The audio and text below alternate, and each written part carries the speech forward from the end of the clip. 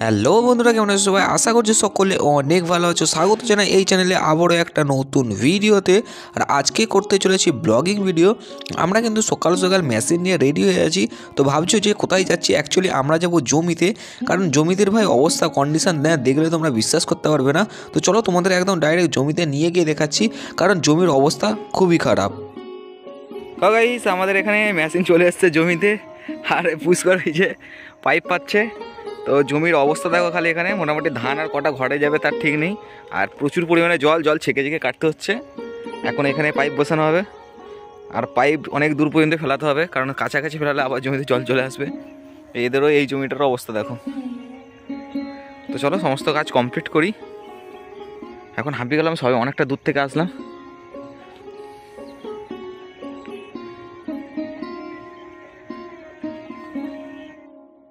আমাদের এখন মেশিনের ডিস্টার্ব হয়ে গেছে, আর ওইখানে পাইপ ফুটো, ঠিক আছে, মানে যে জমির জল ছিল সেই জমিতেই জল পড়বে, এরকম সিস্টেম।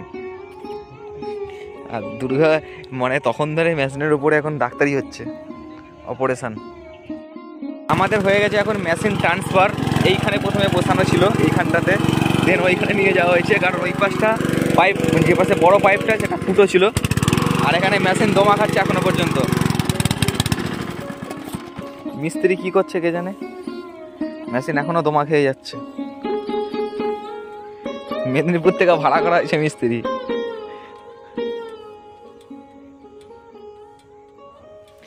পেট্রোলের গন্ধ শুকানো হচ্ছে, তাও হচ্ছে না।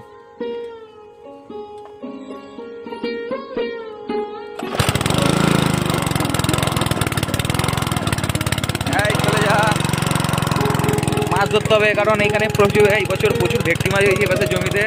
আর এখানটা অনেকটাই গর্ত, এই লম্বি ধরে প্রচুর গর্ত হয়ে আছে। তো এখানটায় মানে ভেটকি মাছ থাকার সম্ভাবনা আছে। তো ভেটকি মাছ না থাকলে অন্য মাছ আছে, যার কারণে মেনলি জল ছিটা। আর মেন যে ব্যাপার সেটা হচ্ছে এই ধানের, বা এই ধানটার অবস্থা দেখো। কাস্তে নিয়ে আছে, কারণ ধান কাটতে হবে। এদিকে মেশিন চলবে আর ওইদিকে ধান কাটতে হবে, কিন্তু মেশিনেই তো চলছে না।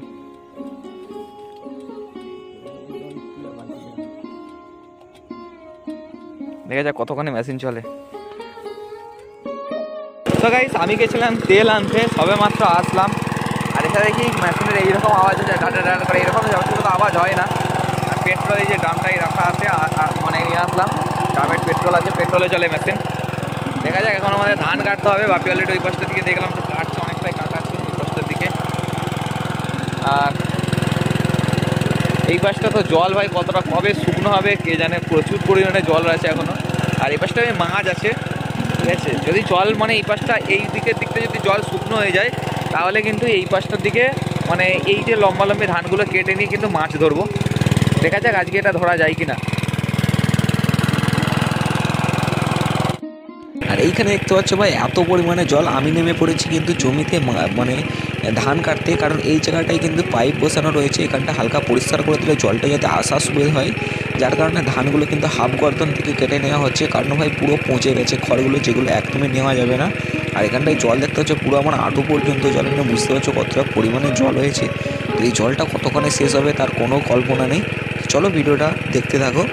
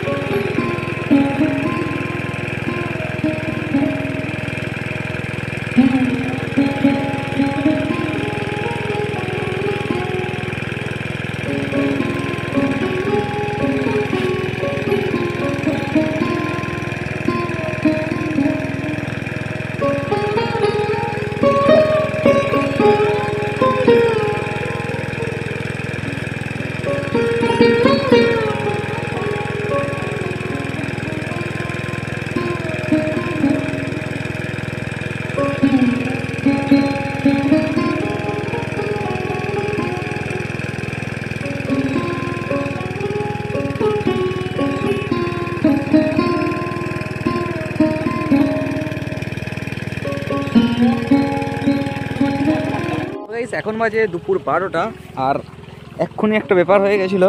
ব্যাপারটা হচ্ছে এইখানে যে পাইপটা, এই যে মুখটা আছে সামনেটা, ওই মুখটা ফেটে গিয়ে এইখানটা ফেসে গেছে, ঠিক আছে। তো তার জন্য আবার একটা এখানে বাঁধ দিয়ে তারপরে ওখানে ঠিক করা হলো, লাঠি পুঁতে পুঁতে সাইড দিয়ে নিয়ে যাওয়া হয়েছে। জল আপাতত ওইখান থেকে পড়ছে কিন্তু লম্বা হয়ে বেরোচ্ছে। আর বসে বসে কাজ নেই, ও এখন ফ্রি ফায়ার খেলছে। আর এত দূর পর্যন্ত ধানটা কাটা হয়েছে। তো বাপি গেছে এখন তেল আনতে, আমি গিয়েছিলাম আবার তেল আনতে চলে গেছে, তেল কম পড়ে গেছে। তো এরকম প্রতিদিন 2-3 বার করে যেতে হয়। আর ওই দূরে হচ্ছে ধান কাটা মেশিন চলছে, কিন্তু ব্যাপারটা যে সামনের যে ধানগুলো আছে এইগুলো যতক্ষণ না ভালো করে তোমাদের দেখাই, এই যে এই পাশে যে ধানগুলো আছে এই ধানগুলো না কাটলে আমাদের জমিতে আসতে পারবে না, ঠিক আছে। আমাদের ওইখানে একটা জমি রয়েছে, ওইখানে একটা দূরে জমি রয়েছে, এইখানে একটা, আর ওই একটা, ওইটা কাটা হয়ে গেছে অলরেডি। তো ওই সরল যদি কাটতো তাহলে মেশিনটা এই সরল ধরে চলে আসতে পারতো, এত কষ্ট করতে হতো না। কিন্তু ব্যাপারটা হচ্ছে মেশিনই ভাই আসতে পারবে না, তো কিছু করার নেই, এইভাবেই কষ্ট করে কাটতে হবে। এত পরিমাণে কাদা তোমাদের তো দেখতেই পেলে। এইরকমভাবে ধানগুলো রেখেছি যাতে না মানে জলের মধ্যে ঠেকে থাকে, জলের মধ্যে ঠেকে থাকে আবার গাছ বেরিয়ে ধানের মধ্যে, ধানটাই নষ্ট হয়ে যাবে। আর সব পড়ে গিয়ে কি অবস্থা হয়েছে দেখতে পাচ্ছ।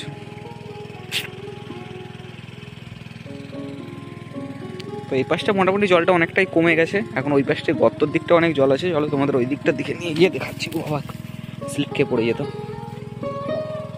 এই যে এই জায়গাটাতে ফেটে গেছিলো, ভিজে রয়েছে এখনও, এখানটায় ফেসে যেতে পাইপটা আবার চেঞ্জ করে মানে ওই দিকের মুখটা এদিকে লাগিয়েছি, এদিকে জুড়ে এই যে এখানটায় জয়েন্ট মুখ আছে, এখানটা জুড়ে আবার ওইদিকে যাচ্ছে জল।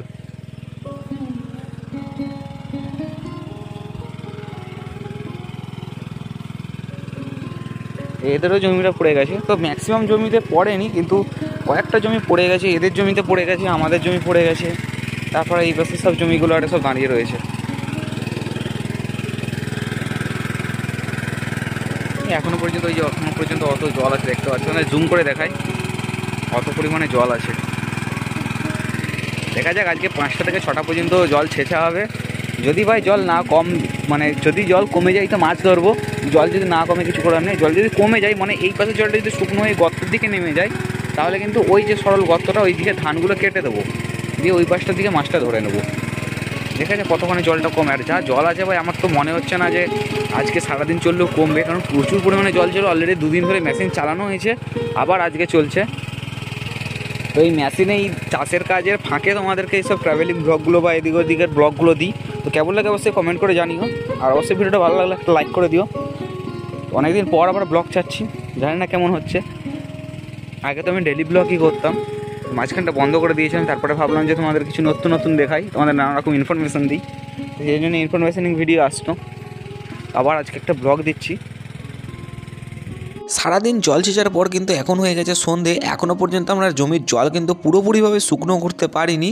তার মধ্যে আমরা 3টে ভেটকি মাছ পেয়েছি অলরেডি, আর একটা সামান্য ছোটো শোল মাছ না ল্যাঠা মাছ হবে ওটা। তো যাই হোক, আর এই যে চুনো মাছগুলো দেখতে পাচ্ছ এগুলো কিন্তু মেশিনের দ্বারা যে পাইপ দিয়ে উঠে এসে এগুলো পড়েছে। তো এই মাছগুলো আমরা পেয়েছি, আবার কালকে ধরবো।